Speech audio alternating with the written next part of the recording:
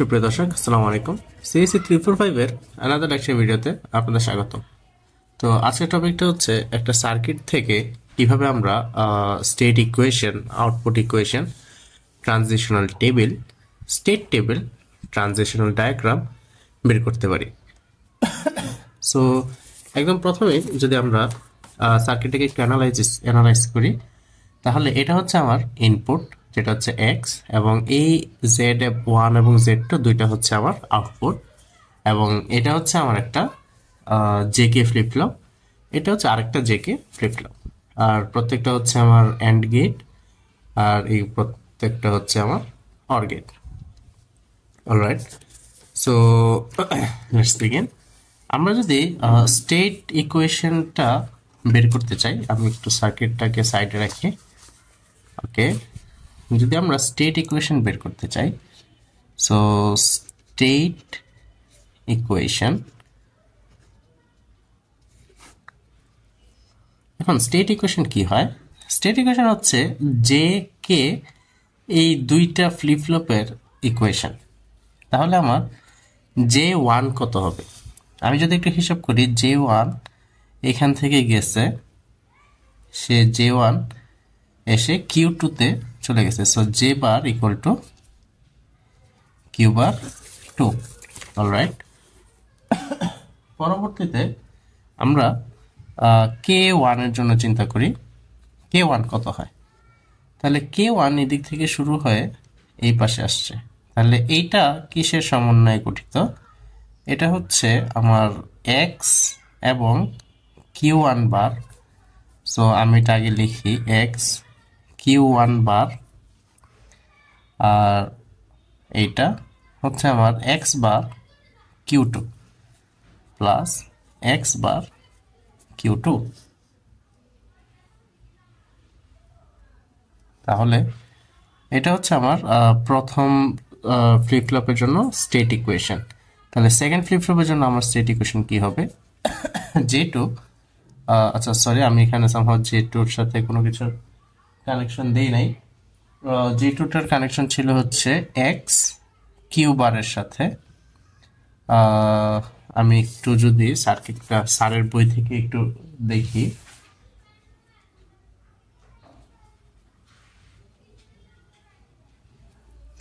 তাহলে এই যে আমার এই উপরের যে পার্টটা, ঠিক আছে, এই উপরের পার্টের সাথে আমার J2 এর কানেকশন যাবে।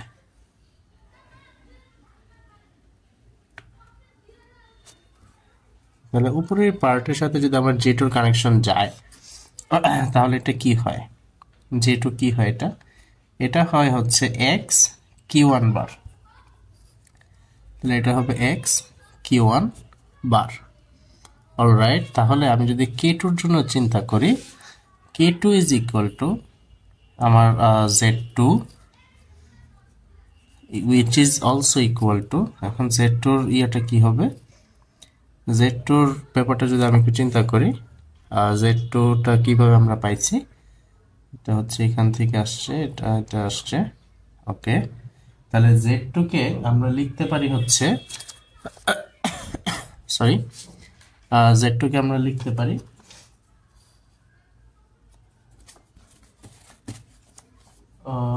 এটাকে হচ্ছে আমরা ডাইরেক্টলি যদি লিখি X বার Q1 বার। আচ্ছা, আমি এখানে এটাকে দেখে দেখে লিখি, এটা এখান থেকে আসছে, which is X bar Q1 bar, so X bar Q1 bar plus X bar Q1 bar plus এটা হচ্ছে X বার Q1 বার প্লাস X বার Q1, X বার Q1। তাহলে এখান থেকে আমরা কাকে কমন নিতে পারি? আমরা এখান থেকে X বারকে যদি কমন নেই, X বারকে কমন নিলে এটা হবে Q বার প্লাস Q1, ঠিক আছে? ওকে, তাহলে এখান থেকে আমরা জানি এটাকে অ্যাড করলে হচ্ছে অলওয়েজ 1 আসে।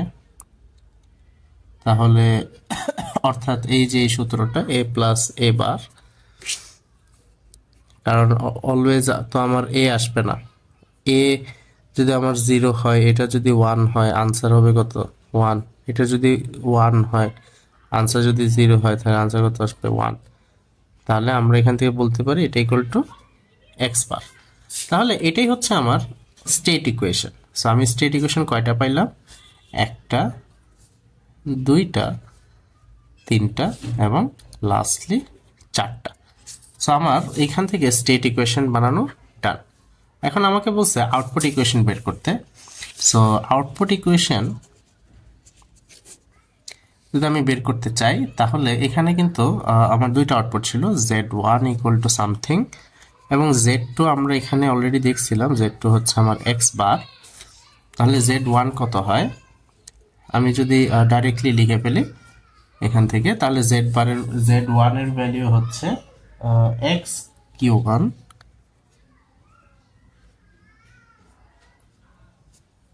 এক্স বার কিউ1 বার। অলরাইট, তাহলে এই দুইটা হচ্ছে আমার আউটপুট ইকুয়েশন। চাইলে এটাকে আপনি এক্স নোট লিখতে পারেন, বাট আমার আপাতত এক্স নোট দরকার নাই। তাহলে আমার স্টেট ইকুয়েশন ডান, আউটপুট ইকুয়েশন ডান। এখন হচ্ছে আমাকে একটা ট্রানজিশনাল টেবিল ড্র করতে হবে। এখন একটা ট্রানজিশনাল টেবিল ড্র করতে হলে তিনটা জিনিস মাথায় রাখতে হবে: তার প্রেজেন্ট স্টেট, তার নেক্সট স্টেট এবং তার আউটপুট। এটা হচ্ছে ট্রানজিশনাল টেবিল। তাহলে ট্রানজিশনাল টেবিলটা যদি আমি এখান থেকে দেখে ড্র করতে চাই,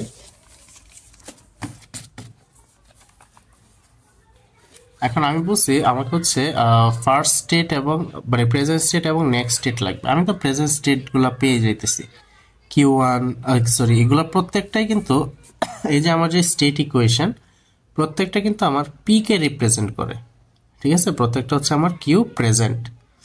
তাহলে আমি যদি এখন নেক্সট স্টেটের জন্য চিন্তা করি, হুইচ ইজ কিউ1 নেক্সট, এরা প্রত্যেকে কিন্তু পি। অলরাইট, আমি এখানে পি দেই নাই কারণ সাধারণত পি দেওয়া না দেওয়া একই কথা, বাট স্টিল আমরা হচ্ছে এখন তাহলে যেহেতু আমরা এখন নেক্সট দিয়ে কাজ করবো, সো এখানে হচ্ছে আমরা আগে আগে পি দিয়ে দিই যাতে আমাদেরও বুঝতে সুবিধা হয়। অলরাইট, এখন নেক্সটের জন্য আমরা যদি চিন্তা করি কিউ1 নেক্সট, তাহলে এটার জন্য আমাকে একটা কে ম্যাপ ড্র করতে হবে। কে ম্যাপটা হবে একদম জেকে ফ্লিপ ফ্লপের ট্রুথ টেবিল দিয়ে। তাহলে কিউ1 কখন কখন 1 হয়, ওকে, এটা হচ্ছে জেকে ফ্লিপ ফ্লপ দিয়ে। এটা হচ্ছে কখন কখন জেকে সরি কিউ1 নেক্সট কখন 1 হয়, কিউপি 0 1, তাহলে এটা হবে 0 0 0 1 1 1 1 0। তাহলে আমরা যদি ট্রুথ টেবিলটা একটু দেখি, আমাদের যেই জেকে ফ্লিপ ফ্লপের ট্রুথ টেবিলটা ছিল, আমরা যদি একটু খুঁজে বের করি তাহলে দেখা যাবে যে এই কয়েকটা সময় আমার জেকে ফ্লিপ ফ্লপের ভ্যালু 1 ছিল। সো আমি একটু জেকে ফ্লিপ ফ্লপের ইয়েটা বের করি। এটা হচ্ছে আমার জেকে ফ্লিপ ফ্লপ। সো সে হচ্ছে যখন 0 0 1 ছিল তখন হচ্ছে আমার কিউ এন 1 হয়। সো যখন হচ্ছে আমার 0 0 1, সো যখন 0 0 1 তখন হচ্ছে আমার কিউএন 1। যখন হচ্ছে আমার 1 0 0, সো 1 0 0। যখন হচ্ছে 1 0 1 এই জায়গায়, যখন হচ্ছে 1 1 0 1 1 0, সো তখন হচ্ছে এই জায়গায়। তাহলে এই দুইটা এটা হচ্ছে আমার কিউ1 নেক্সটের জন্য কে ম্যাপের মানে কিউ1 নেক্সটের যে ইকুয়েশন। তাহলে কিউ1 নেক্সট কত হইল, আমি যদি ওদেরকে গ্রুপিং করে ফেলি তাহলে এটা হবে যে কিউপি1, যেহেতু এটা পি প্লাস কে1, এটা তো যেহেতু আমরা প্রথম ইয়া করতেছি, হ্যাঁ, কিউ1 এর জন্য, তাহলে এটা হচ্ছে কে বার কিউপি1। অলরাইট, এটা হচ্ছে আমার কিউ1 এর নেক্সট এর জন্য। তাহলে আমরা যদি একইভাবে কিউ2 নেক্সট এর জন্য করি তাহলে কিন্তু আমার সেমই রেজাল্ট আসতেছে, খালি এই জায়গায় তখন কি আসবে, চেঞ্জ হয়ে যাবে, এটা হয়ে যাবে J2 QP bar 2 plus K2 bar QP2 that is the only difference. খালি 1 এর জায়গায় 2 আসবে, কারণ আমার তো ট্রুথ টেবিল কখনো চেঞ্জ হচ্ছে না। অলরাইট, তাহলে এটা হচ্ছে আমার ট্রানজিশনাল স্টেটের জন্য, ট্রানজিশনাল টেবিলের জন্য, সরি ট্রানজিশনাল টেবিলের জন্য আমার এটা কাজে দিবে। অলরাইট, তাহলে ট্রানজিশনাল টেবিলটা কিভাবে ড্র করে আমরা যদি এটা একটু দেখি। অলরাইট, তাহলে আমরা যদি এখন ট্রানজিশনাল টেবিলটা দেখি from the all the state equation, output equations and the the next state equations, তাহলে আমি এটাকে একটু সাইডে রাখি। অলরাইট, আমি অন্য পেজ একটু করি। তাহলে এখানে যদি আমরা ট্রানজিশনাল ডায়াগ্রামটা দেখি, ট্রানজিশনাল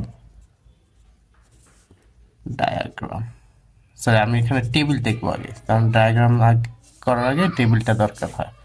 ওকে, তাহলে ট্রানজিশনাল টেবিলটা আদৌ কিভাবে করতে হয়, তাহলে এখানে দুইটা স্টেট আমাদেরকে অবশ্যই লিখতে হবে, which is the present state। Present স্টেটে আমার Q1P Q2P ছিল আমার নেক্সট স্টেট, যেটা হচ্ছে Q1N Q2N, এবং ওদের ইনপুট ছিল কি কি? ইনপুট আমার কিন্তু একটাই, সো ইনপুট X যেটা হচ্ছে 0 এবং 1, এবং আমার আউটপুট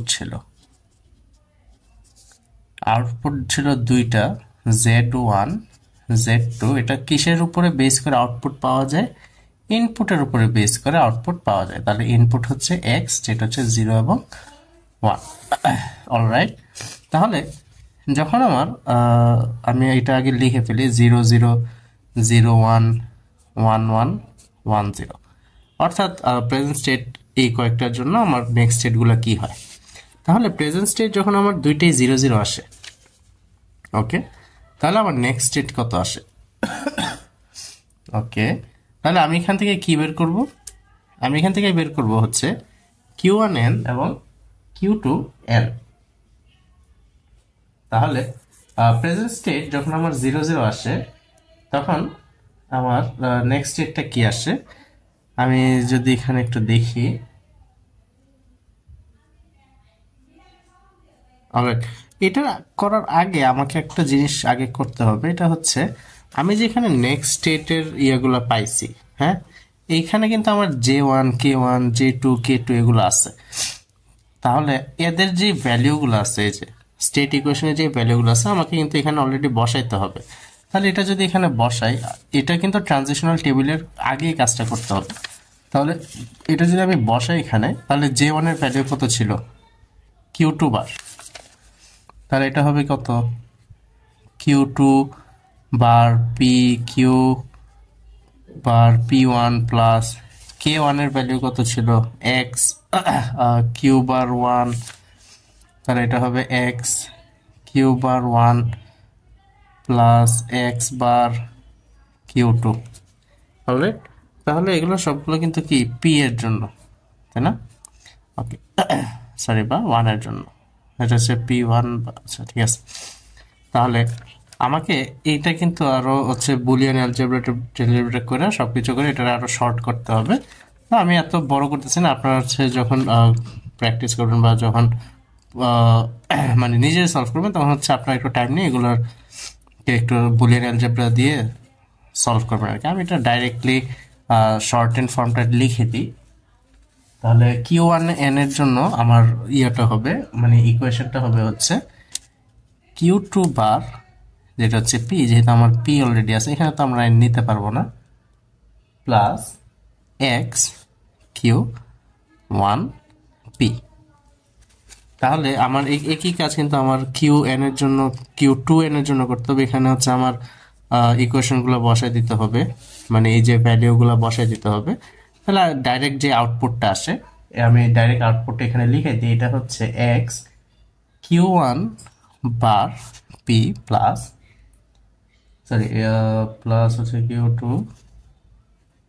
এটা হবে Q2 P bar plus X Q two P. তাহলে এই যে ইকুয়েশনটা পাইছি, এটা হচ্ছে আমার নেক্সট স্টেটের জন্য, অর্থাৎ আমার নেক্সট স্টেটের জন্য কাজে লাগবে। তাহলে যখন আমার প্রেজেন্ট স্টেট 0 এবং 0, তাহলে আমার নেক্সট স্টেট কিউ ওয়ানের জন্য কত আসে? তাহলে যখন আমার 0 0 হয়, তাহলে কিউ টু যদি 0 হয়, তাহলে কিউ টু বার কত হবে? 1 হবে। প্লাস তাহলে এক্স কত হবে 0-র জন্য?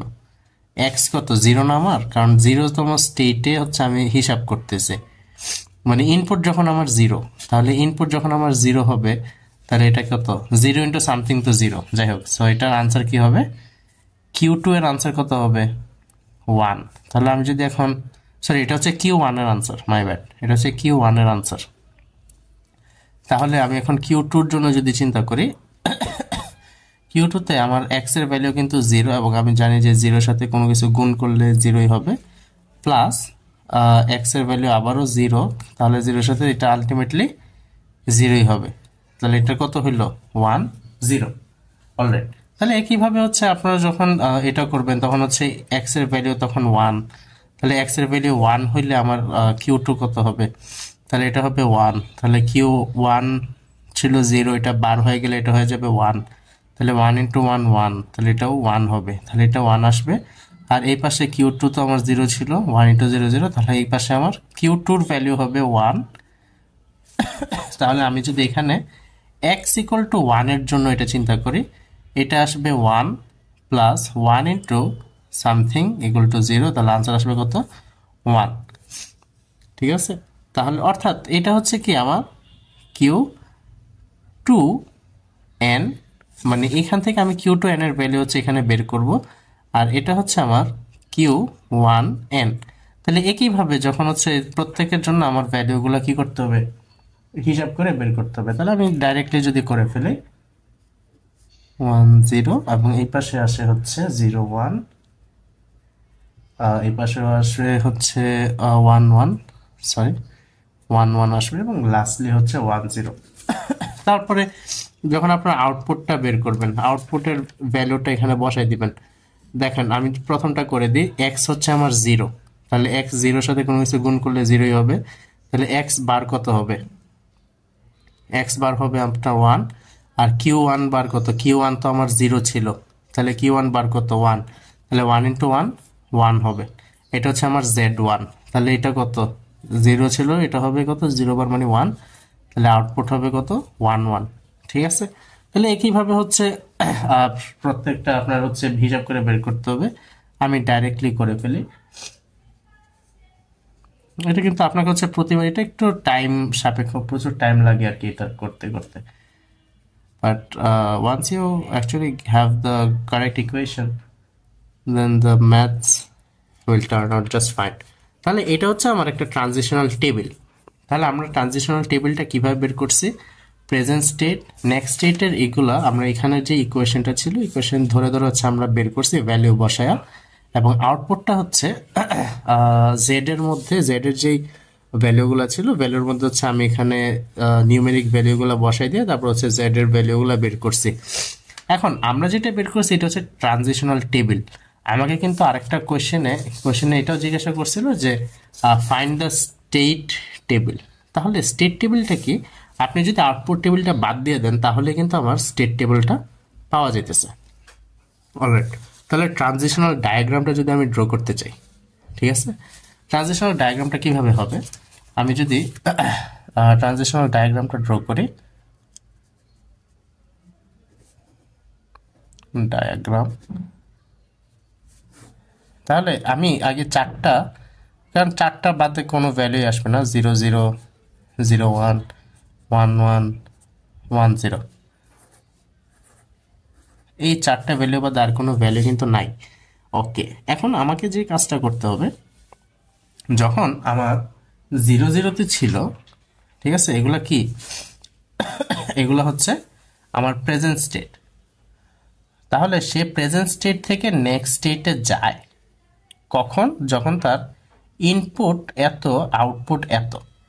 তাহলে এটা যদি আমি একটু হিসাব করে দেখাই, এগুলো হচ্ছে আমার প্রেজেন্ট স্টেট। আবারও বলি, তাহলে প্রেজেন্ট স্টেট যখন 0 0, সে 1 0-তে যায়, 0 0 1 0-তে যায়। তাহলে 0 0 1 0-তে যায় কখন?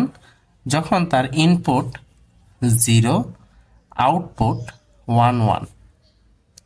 আবার 0 0 1 1-এ যায় কখন? 0 0 1 1-এ যায় কখন? যখন তার ইনপুট 1, আউটপুট 0 0। আবার 0 1, অর্থাৎ 0 1 0 0-তে যায় কখন যায়? যখন তার ইনপুট 0, আউটপুট 1 1। আবার 0 1 0 1-এই যায়, ওর কাছেই আসে কখন? যখন তার ইনপুট 1, আউটপুট 0 0। আবার তাহলে 1 1 0 0-তে যায় কখন যায়? যখন তার ইনপুট 0, আউটপুট 0 1। আবার 1 1 1 1-এই যায় যখন তার ইনপুট 1, আউটপুট 1 0। এখন ফাইনালি 1 0 1 0-তেই যায় যখন তার ইনপুট 0, আউটপুট 0 1। আবার 1 0 1 0-র কাছে আবার যায় যখন তার ইনপুট 1, সরি আমি এখানে করে নিই, 1 0 1 0-তে যায়। সো এটা আমি দেখছি 0 1 এবং 0 এবং 0 1-এর জন্য। আবার 1 0 1 0-র কাছে আবারও যায় কখন যায়? যখন তার ইনপুট হচ্ছে 1, আউটপুট হচ্ছে 1 0। So this is all about the circuit, transitional diagram which we made from the circuit. এখন আপনাদের কাছে কোশ্চেন এরকমও দিয়ে দিতে পারে যে